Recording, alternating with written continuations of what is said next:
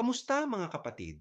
Kapag may katiwalian, madalas ituro ang mahihirap, kasalanan nila kasi tumatanggap ng bayad sa boto. Pero tanong ko, sino ba ang may pambili ng boto?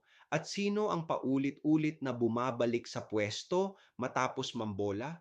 Oo, may mga kababayan tayong kumakapit sa kaunting halaga, pero gutom at kawalan ng pag-asa ang tunay na dahilan, habang ang mayayamang politiko bumibili ng boto para patuloy silang makinabang sa sistema.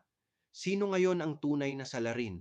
Kung gusto nating mawala ang pagbili ng boto, itigil din ang pagbili ng dangal at katahimikan ng bayan. Huwag nating ituro ang mahirap.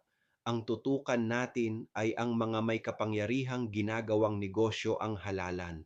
Ako si Padre Jesse Galilea, may pusong Pinoy, kasama mo sa pananalig at pakikibakang panlipunan. Hanggang sa muli mga kapatid.